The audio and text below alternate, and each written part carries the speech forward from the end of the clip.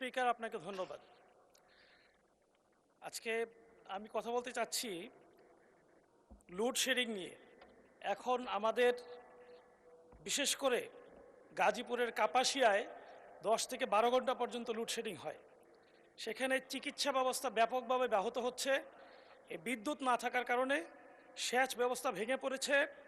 SSC পরীক্ষার্থীরা হায় হায় করছে। বিদ্যুতের সংকটের কারণে চতুর্দিকে যেই অবস্থা চলছে, এটা উত্তরণে আশু ব্যবস্থা গ্রহণ না করলে তারা ব্যাপকভাবে ক্ষতিগ্রস্ত হবে।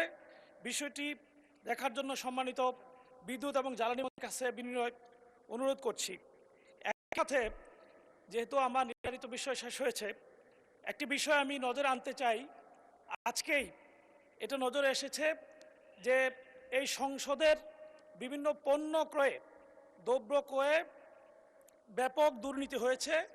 যেই ক্যামেরা কেনার কথা ছিল 18 লক্ষ টাকায়, এটা ক্রয় করা হয়েছে 58 লক্ষ টাকায়। যেই দ্রব্যাদি 4,000 টাকায় কেনার কথা, 21,000 টাকায় কেনা হয়েছে। এ ধরনের দুর্নীতি অতীতেও বাংলাদেশে হয়েছে। এটা যেন বন্ধ হয়, সে বিষয়টি সংশ্লিষ্ট কর্তৃপক্ষে উদ্যোগ গ্রহণ করবেন বলে আমি প্রত্যাশা করছি। একই সাথে আমি আমার এলাকার আরেকটি বিষয় নিয়ে কথা বলতে চাচ্ছি।